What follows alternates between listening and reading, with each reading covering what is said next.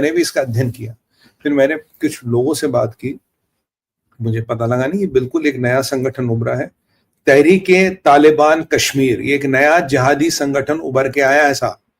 अब इस तहरीके तालिबान कश्मीर का तहरीके तालिबान से संबंध है, ये क्लियर नहीं है।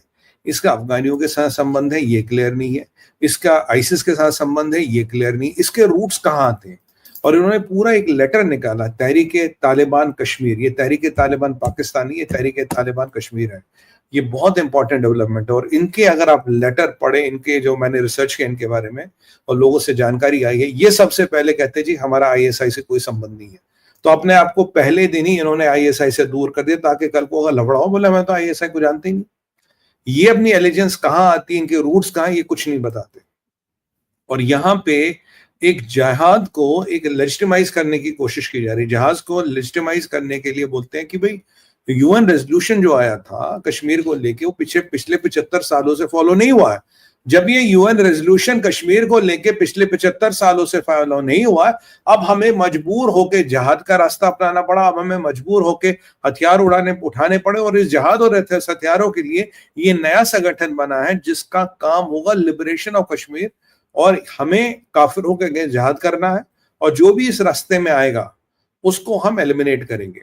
और ये कहीं ना कहीं डायरेक्ट थ्रेट देते हैं बीजेपी और आरएसएस के टॉप लीडरशिप को, कि भाई ये जो बीजेपी और आरएसएस की लीडरशिप है, इन्होंने हमारा शोषण प्रताड़न कर रखा है और इसको डायरेक्ट थ्रेट दे रहे हैं। तो यहाँ के इनके थ्रेट में मतलब ये पहला ऐसा संगठन है जो कहीं ना कहीं पॉलिटिकल किलिंग्स की तरफ डायरेक्ट इशारा कर रहा है। From the day one of Inception political killings की तरफ इशारा कर रहा है। यूजुअली संस्थान जो होते हैं जिहादी संगठन, ये आर्मी पे, पुलिस पे, लॉ एनफोर्समेंट पे हमला करते हैं, आप जानते ही है।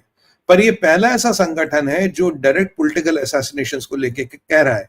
क्योंकि इसका कहना है कि भाई जो हमारे यहाँ परिस्थिति वो इसलिए है कि आपने जो यूएन के जो वो यूएन का रेजोल्यूशन था वो भारत की सरकार ने पास नहीं किया, और इसीलिए भारत की सरकार हमारी शत्रु, और इसीलिए भारत की सरकार से हम बदला लेंगे। ये देखिए एक अलग फ्लेवर ऑफ जिहाद है। पहले फ्लेवर ऑफ जिहाद होते थे पुलिस, सेना, मुखबिर, काफिर। ये कहता है मैं सरकार से बदला लूंगी। तो सरकार से बदला लेने का मतलब है targeted attacks, targeted killings, targeted assassination attempts. ये सिचुएशन को सीरियस बनाता है। अब इनके लिस्ट में 3 तरह के लोग होते हैं, ए, बी, सी। एक प्रायोरिटी होती है और एक ए प्लस होती है, कि अब इनके हाथ तो जो लग जाए वो ठीक है। तो अब क्या एक आईएसआई की नई चाल है कि एक जो जिहादी संगठन है, टीआरएफ, लश्कर तैयबा, जैश ए मोहम्मद, जितने भी ये संगठन है, इनसे पुलिस, आर्मी और इनसे जो वहां के भाजपा के वर्कर्स हैं, इनको टारगेट कराया जाए। और अब एक नया संगठन बनाया गया है, जैसे ये वही प्रकृति, आप समझिए मजीद ब्रिगेड में एक संगठन है जो केवल चीनियों को टारगेट करता है। मजीद ब्रिगेड में एक ग्रुप है जो केवल चीनी मार ग्रुप, जिसे मैं कहता हूं, जो चीनियों को टारगेट कर करके एलिमिनेट करता है। क्या ये संगठन, ऐसा नया संगठन बनाया गया है जिसका मात्र काम है पॉलिटिकल लीडरशिप को और बीजेपी आरएसएस की, खासकर बीजेपी आरएसएस की पॉलिटिकल लीडरशिप को, और कोई ऐसी लीडरशिप को टारगेट करे जो वहां चीजों को नॉर्मलाइज करना चाहे, जो पॉलिटिकल प्रोसेस को चलाना चाहे। तो ये 2 डबल वैमी है, एक यहां से आपको टारगेट कर रहे हैं, कि आपको यहां से टारगेट कर रहे हैं। तो ये इस इनिशिएटिव को खतरनाक बनाता है, क्योंकि ये पहले कह रहे हैं हमारा आईएसआई से कोई लेना देना नहीं। क्या इनका तहरीके तालिबान से लेना देना, क्या इनका मेन तालिबान से लेना देना, खुरासान वालों से लेना, ये कुछ नहीं कर रहे। कौन है ये? कह रहे जी हम यूएन रेजोल्यूशन आपने पारित नहीं किया, हम इसके लिए हम जिहाद करेंगे।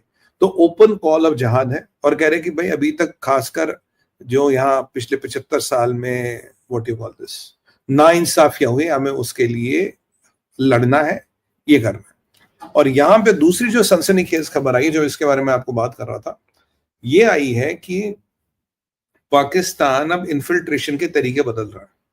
इन्फिल्ट्रेशन का तरीका कैसे बदला जा रहा है? कल का आपने वीडियो देखा होगा रात का, जब मैंने बताया कि भाई ये चीनियों ने इन्हें इन्फॉर्मेशन दी, और इन्फॉर्मेशन के आधार पर देखिए कल के वीडियो में बड़ा अच्छा पॉइंट, पता नहीं आप लोगों ने दिया, नोट किया नहीं, मेरे एक रिश्तेदार ही थे, वो भी हमारे वीडियो वगैरह देखते, तो उन्होंने ये पॉइंट हाईलाइट किया था।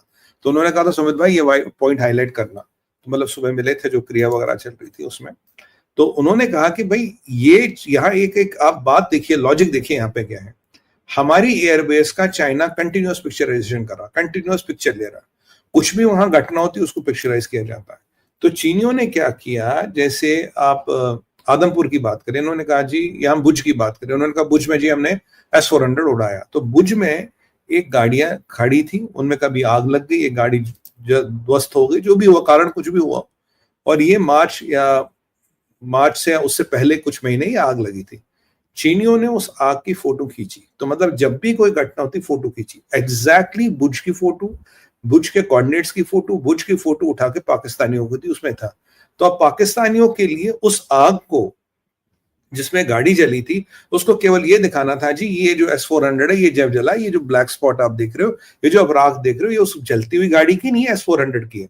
क्योंकि यूजुअली आप क्या देखते हो, आसपास के कोऑर्डिनेट्स देखते हो, आसपास की चीजों को मैच करते हो, तो यूजुअली आसपास के कोऑर्डिनेट्स, आसपास की चीजें मैच हो रही थी।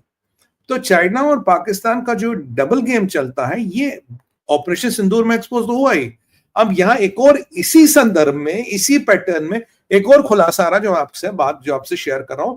खुलासा ये है साहब कि ये जो पाकिस्तानियों ने एक नया ड्रामा शुरू किया है, ये चाइनीज क्या करते हैं, चाइनीज स्पाई सैटेलाइट्स हमारे ट्रूप्स की मूवमेंट को मॉनिटर करते हैं, ट्रूप्स में शिप्स बदलती है उसको मॉनिटर करते हैं, ट्रूप्स अच्छा ब्लाइंड स्पॉट्स होते हैं उनको मॉनिटर करते हैं, और जितनी भी चीजें हैं, देखिए बॉर्डर आपका LOC वाला जो है या LAC वाला, आप उसको 100% मैन नहीं कर सकते, कोई मैन नहीं कर सकता।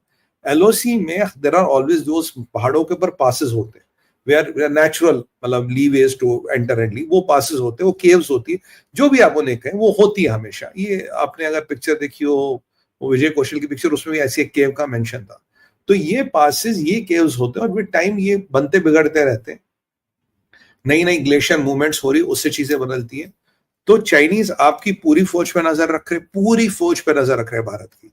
चाइनीज ऑप्शंस देख रहे हैं कि कब कहां वल्नरेबिलिटी, कहां शिफ्ट बदलती है, कब बदलती है, कैसे बदलती है, ट्रूप्स कब आते जाते, आने जाने का तरीका क्या है, इसको एनालाइज किया जा रहा है।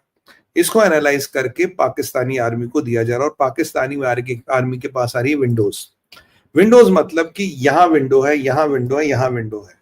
विंडोज का स्टडी हुआ तो विंडोज के स्टडी से निकलते हैं वल्नरेबिलिटी। ये एक नेचुरल प्रोसेस है। मेरे पास 15 विंडो आ गई, तो मैंने 5 वल्नरेबिलिटीज को स्टडी किया, यहाँ यहाँ यहाँ, और ये स्लॉट। और अब चाइनीज ड्रोन्स के माध्यम से, जिनको स्पेशली इसके लिए डिजाइन किया है, इनके माध्यम से इन्फिल्ट्रेशन कराया जा रहा। आप देखिए यही लॉजिक, अगर आप देखेंगे विक्की कौशल की मूवी जो थी, जिसमें वो एक गरुड़ बनाते हैं, और जी डोवल जी को दिखा रहे हैं गरुड़ बनाते हैं, वो गरुड़ आगे आगे चलता है और टीम